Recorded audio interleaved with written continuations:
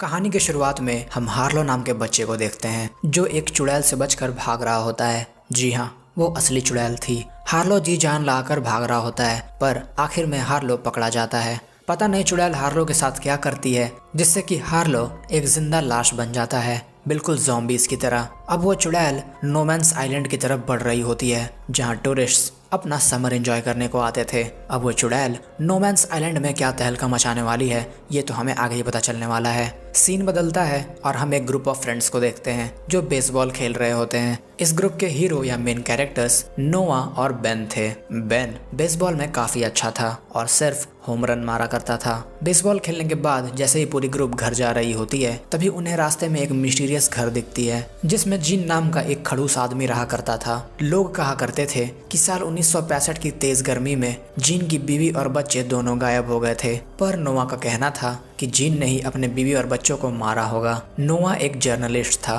और उसे एक स्टोरी चाहिए थी जिसे वो न्यूज़ में पब्लिश कर सके। सच्चाई जानने के लिए नोआ और ग्रुप छिपके से जीन के घर में घुसते हैं। तभी अचानक वहाँ जीन आ जाता है जिसे देख सभी लोग वहाँ से भाग जाते हैं। जीन 50 साल का एक डरावना दिखने वाला रिटायर्ड डिटेक्टिव था जिसे नोमैंस आइलैंड के लोग चोर, जासूस और पता नहीं क्या क्या कहा करते थे। अगले दिन बेन नोआ के घर आता है और नोआ को बताता है आज मैं एली के साथ स्विमिंग के लिए जाने वाला हूँ। जिसे सुन नोआ उदास हो जाता है क्योंकि नोआ बहुत टाइम से एली को पसंद किया करता था, पर उसमें कभी हिम्मत नहीं हुई कि वो एली को अपनी फीलिंग्स बता सके। हम देखते हैं बेन और एली बीच पर पहुँचते हैं। तभी ब्रिज से उन्हें कोई देख रहा होता है। बेन और एली पानी में जाते हैं। तभी एक बूढ़ी औरत बेन और एली से बोलती है इतनी देर रात बच्चों का इस तरह समंदर में खेलना खतरनाक है। जिसे सुन बेन और एली डर जाते हैं। तभी अचानक वो बूढ़ी औरत गायब हो जाती है। बेन और एली किनारे की तरफ भागना शुरू कर देते हैं। तभी हमें एक तेज रोशनी देखने को मिलती है जो बेन को समंदर के गहराइयों में खींच लेती है।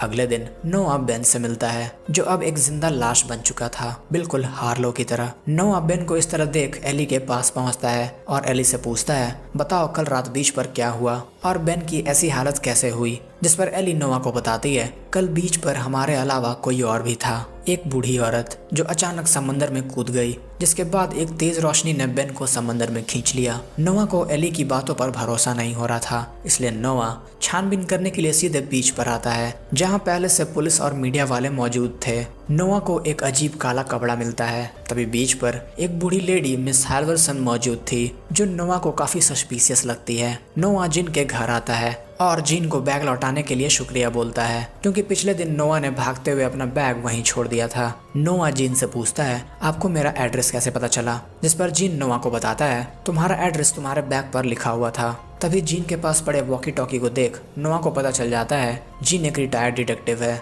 नोआ जीन से बेन के लिए मदद मांगता है और जीन को बताता है कल रात मेरा दोस्त बीच पर स्विमिंग करने को आया था, फिर पता नहीं उसके साथ क्या हुआ, पर अब वो एक जिंदा लाश बन चुका है। एक लड़की ने बताया कि उसे किसी बूढ़ी औरत यानी चुड़ैल ने पानी के अंदर खींचा था, तो क्या आप एक बार आकर बेन को देखेंगे। जीन को नोआ की बातों पर विश्वास नहीं हो रहा था, इसलिए जीन नोआ की मदद करने से साफ मना कर देता है। जिसके बाद नोआ घर आता है और अपनी रेंटर मिस हैल्वर्सन को खाना पहुंचाने को जाता है। तभी नोआ को कुछ अजीब सी डरावनी आवाजें सुनाई देती है जो मिस हैल्वर्सन के कमरे से आ रही थी। नोआ एक चम्मच के थ्रू हैल्वर्सन के कमरे के अंदर झांकता है। तभी अचानक हैल्वर्सन दरवाजे के पास आ जाती है जिसे देख नोआ डर कर भाग जाता है। जीन बेन के साथ हुए घटना के बारे में न्यूज़ पर देखता है और अगले दिन बेन से मिलने को आता है और बेन से पूछता है बताओ कल बीच पर क्या हुआ। जिस पर बेन जीन को बताता है मैं स्विमिंग कर रहा था और काफी अंधेरा था, मैंने किनारे पर जाने की बहुत कोशिश की पर नहीं जा पाया। जिस पर जीन बेन से पूछता है तो फिर तुम किनारे पर कैसे पहुंचे। जिस पर बेन जीन को बताता है मुझे नहीं पता मैं किनारे पर कैसे पहुंचा। बेन को देख जीन नोआ से बोलता है इसे थोड़ा वक्त दो, ये अपने आप ठीक हो जाएगा और चुड़ैल जैसी कोई चीज नहीं होती है, तो बेकार में चुड़ैल चुड़ैल मत करो वरना यहाँ के टूरिस्ट डर जाएंगे। नोआ चुड़ैल वाली बात अपने दोस्तों को बताता है पर उसके दोस्तों को भी नोआ की बातों पर विश्वास नहीं होता है, पर नोआ को पता था कि कुछ तो गड़बड़ चल रही है। अंधेरा हो चुका था। तभी हम एक दूसरे ग्रुप को देखते हैं जो बीच पर एंजॉय कर रहे होते हैं। तभी उस ग्रुप में एक लड़की को प्यार भरी नजरों से देख रही होती है और उसे अपने पीछे आने को बोलती है। उस लड़के का नाम केविन था। वो लड़की केविन को जंगल में लेकर आती है। तभी अचानक हमें तेज रोशनी देखने को मिलती है जिसका मतलब तो आप समझ ही चुके होंगे। अगले दिन नोआ केविन वाली न्यूज़ देखता है और हैरान हो जाता है। तभी उसे जीन की कॉल आती है, जहां नोआ जीन को बताता है केविन के साथ वही हुआ है जो बेन के साथ हुआ है। जीन नोआ को छानबीन के लिए नो मैंस आइलैंड के जंगलों में चलने को बोलता है, क्योंकि कहीं ना कहीं अब जीन को नोआ की चुड़ैल वाली बातों में विश्वास हो रहा था। छानबीन करते हुए नोआ को एक झाड़ू और काला कपड़ा मिलता है, जिससे कि नोआ कंफर्म हो चुका था कि नो मैंस आइलैंड में चुड़ैल घूम रही है। काफी देर बेन और केविन के केस को रिसर्च करने के बाद नोआ अपने दोस्तों को बताता है नो मैंस आइलैंड में एक चुड़ैल घूम रही है जो सिर्फ बच्चों का शिकार करती है और अपनी शक्तियों को बढ़ाने के लिए उनके आत्माओं को खा जाती है। उस चुड़ैल की खूबी है कि वो किसी का भी रूप ले सकती है, यानी हम में बड़े आराम से घुल मिल सकती है ताकि उसे कोई पहचान ना पाए। उस चुड़ैल को मारने का सिर्फ एक ही उपाय है और वो है सिल्वर बुलेट्स। उसे सिर्फ और सिर्फ सिल्वर बुलेट्स से ही मारा जा सकता है। वहीं हम देखते हैं चुड़ैल शहर भर में घूम रही होती है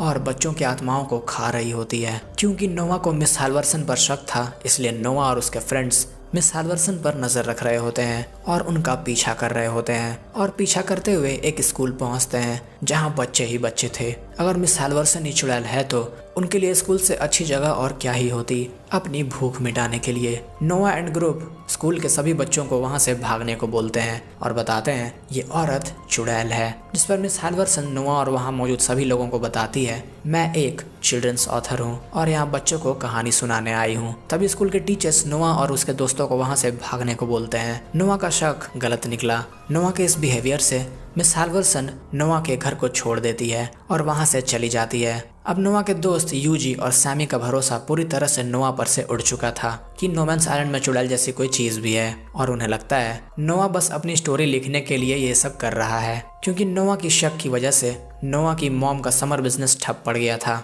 वहीं बेन अब बेसबॉल भी नहीं खेल पा रहा होता है, जिसकी वजह से उसकी टीम हार जाती है। शाम में नोआ अपने घर लौट रहा होता है, तभी उसे यूजी की साइकिल जंगल में पड़ी हुई मिलती है और यूजी बिल्कुल शांत बैठा होता है। नोआ यूजी से पूछता है तुम यहाँ क्या कर रहे हो, जिस पर यूजी नोआ को बताता है उसने मेरा यहाँ तक पीछा किया। जिस पर नोआ यूजी से पूछता है क्या बोल रहे हो, किसने तुम्हारा पीछा किया। तभी यूजी चुड़ैल की तरफ इशारा करता है, जिसे देख नोआ और यूजी दोनों भागना शुरू कर देते हैं। यूजी वहां से निकल जाता है और नोआ भागते हुए जिन के घर आता है, जहां जिन उसे अपनी डिटेक्टिव बोर्ड दिखाता है जिसमें उन बच्चों के डिटेल्स और लोकेशन मार्क्ड थे जो फिलहाल गायब हुए हैं या जिनकी हालत बेन और केविन जैसी है। जिन नोआ को बताता है इन सब की शुरुआत रॉनी हार्लो नाम के बंदे से हुई थी जो न्यू हैम्स नाम के शहर में रहता है। मैं जाकर उससे पूछताछ करने वाला हूँ कि आखिर उसके साथ हुआ क्या था। नोआ घर आता है और अपनी स्टोरी लिखना कंटिन्यू करता है। तभी अचानक वहाँ की लाइटें ब्लास्ट होना शुरू हो जाती है और अचानक अलार्म बजना शुरू हो जाता है। तभी अपने आप एक टाइपराइटर से मैसेज टाइप होती है और वो मैसेज थी इनी मीनी माइनी मो catch a nosy child by his toe. If he doesn't stop, I will take his soul. Or maybe I will even eat him whole. Message को देख नोआ डर जाता है। नोआ यूजी और सैमी को जीन से मिलवाता है, जहां जीन सभी को बताता है हमें अपने चारों तरफ ध्यान रखना है। किसी भी तरह की अजीब चीज दिखे, जैसे किसी की बॉडी में कोई कटा छटा निशान या किसी तरह का अजीब निशान, तो मुझे फौरन बताना। जीन रॉनी हार्लो से मिलने को आता है और हार्लो के घर में छानबीन करता है। तभी उसे वहाँ सिल्वर बुलेट्स और कुछ फोटोज मिलती हैं। जीन उन फोटोज को देखता है जिसमें एक ही आदमी कॉमन था और वो है नोआ और बेन के बेसबॉल अंपायर। जिन को समझ आ चुका होता है ये अंपायर ही असली चुड़ैल है। वहीं नोआ को अंपायर के हाथ में एक अजीब निशान देखने को मिलती है और अब नोआ को भी पता चल चुका था अंपायर ही चुड़ैल है। नोआ अपने दोस्तों के साथ अंपायर के घर पहुंचता है और छानबीन शुरू कर देता है। तभी अचानक अंपायर वहां आता है और तीनों को रस्सी से बांध देता है और अपने असली रूप में आता है। चुड़ैल नोआ को खाने वाली होती है। तभी यूजी और सैमी चुड़ैल पर हमला कर देते हैं। चुड़ैल वापस से सभी को मारने के लिए आती है। तभी हम देखते हैं जीन चुड़ैल को गोली मारता है, पर उससे चुड़ैल को कुछ नहीं होता है। तभी जीन बंदूक में सिल्वर बुलेट्स डालकर शूट करता है। सिल्वर बुलेट्स काम कर रही होती है। सिल्वर बुलेट से गोली लगने पर आत्माएं चुड़ैल के अंदर से बाहर निकल रही थी। चुड़ैल वहां से भागती है और अंधेरे में छिप जाती है। नोआ जीन और चुड़ैल को ढूंढता है, पर जीन की हालत खराब हो चुकी थी। तभी चुड़ैल नोआ पर हमला करती है और हमें तेज रोशनी देखने को मिलती है। चुड़ैल नोआ के आत्मा को खा रही होती है कि इतने में जीन चुड़ैल पर गोलियों की बरसात कर देता है और चुड़ैल के अंदर से सारी आत्मा बाहर आ जाती है। आत्माएं वापस उन्हीं के शरीर में चली जाती हैं जिनसे वो निकली थी और चुड़ैल का गेम यहीं खत्म हो जाता है। हम देखते हैं बेजान हार्लो में वापस से जान आ जाती है, पर बेन अभी भी बेजान ही था। बेन की टीम को होम रन की जरूरत थी और बेन चुपचाप खड़ा था। तभी हम देखते हैं बेन की आत्मा बेन की बॉडी में एंटर करती है और बेन में भी जान आ जाती है और आखिर में बेन होम रन लगाता है, जिससे कि बेन की टीम जीत जाती है। नोआ जीन को उसकी मदद करने के लिए शुक्रिया बोलता है और कहानी यहीं खत्म होती है।